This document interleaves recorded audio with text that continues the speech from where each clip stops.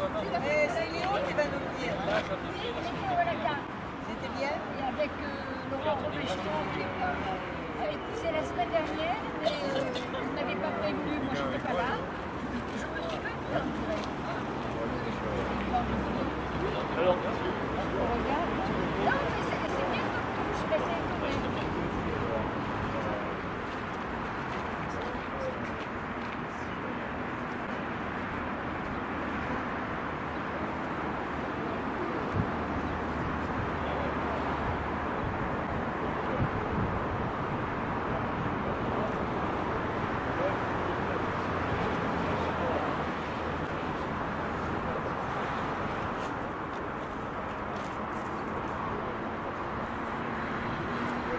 Nous sommes le samedi 7 mars 2015.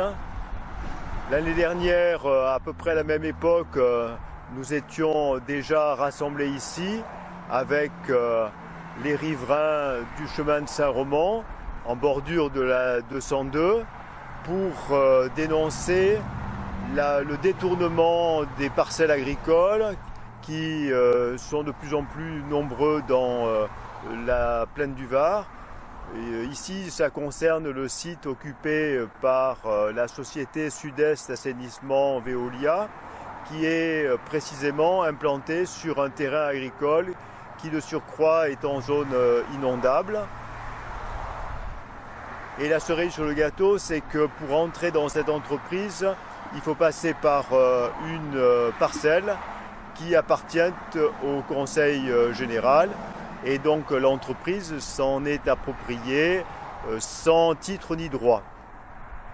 Donc aujourd'hui, les riverains rassemblés ici avec l'association Métropole Bleue interpellent les responsables pour que l'Éco-Vallée devienne une vallée où le droit est respecté, où les choses sont organisées pour que les zones d'activité accueillent des activités, que les zones agricoles accueillent des activités agricoles et que d'une manière générale, on ait droit, comme partout ailleurs, à un aménagement ordonné qui convienne à chacun et qui permette de bien vivre dans l'éco-vallée.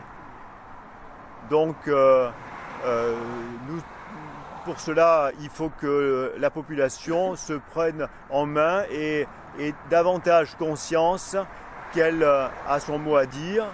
Aujourd'hui, le projet stratégique opérationnel de l'établissement public d'aménagement de la plaine du Var fixe un cadre extrêmement intéressant, mais ce cadre, il faut qu'il soit appliqué. Et le PLU métropolitain qui se met en mouvement dans sa démarche aujourd'hui devra confirmer la vocation agricole en particulier de tous ces espaces qui sont réservés par la directive territoriale d'aménagement.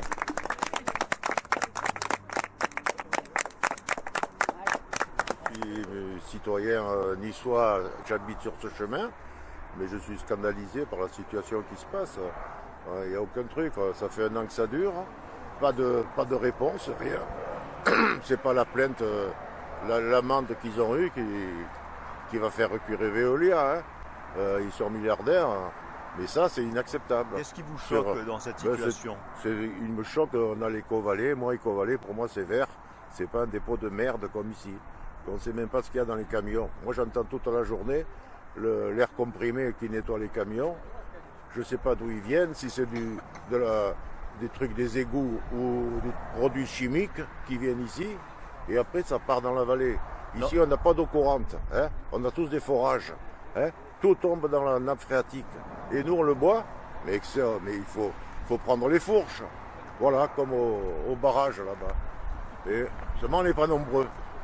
Alors ils se foutent de nous, voilà, tout ce que j'ai à dire. Ici aussi sur ce chemin, et donc je connais la vallée du Var depuis que je me suis mariée. Je suis venue ici en 64, ça n'était que des champs. Un jour, petit à petit, sont installées entreprises et beaucoup de dépôts de ferraille, de choses immondes. On nous a annoncé l'éco-vallée, on a repris un petit peu d'espoir. Ici, on est zone agricole et il se trouve que dans notre quartier, on nous a mis ce dépôt de Sud-Est Assainissement. Et qu'est-ce que vous attendez des autorités? Qu'est-ce que vous espérez pour la plaine du Var? Eh bien, qu'on respecte ce qu'on attend, de nous laisser des parties vertes. Nous, ici, on est en zone agricole, qu'on respecte ce qui a été projeté de conserver le peu qui reste. Voilà. Donc, c'est tout. Merci. Du Var, elle n'est pas nouvelle, hein.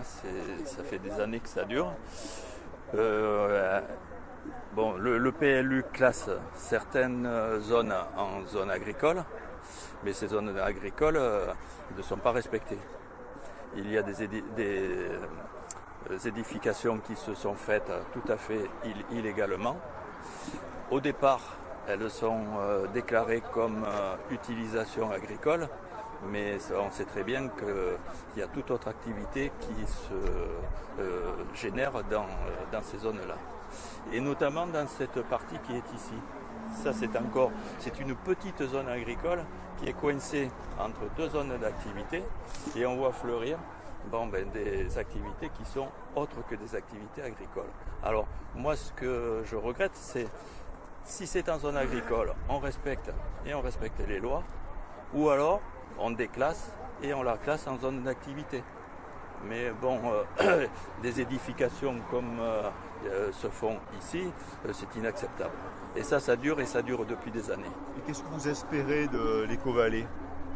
Disons, l'éco-vallée, moi, j'espérais que ça allait réglementer vraiment ces problèmes. Hein. Éco-vallée, c'est un plus pour la plaine du Var et puis pour toute la vallée. Parce que ça a été un dépotoir ici. On a fait n'importe quoi. Et moi, je pensais que l'éco-vallée allait bien, réglementer tout ça.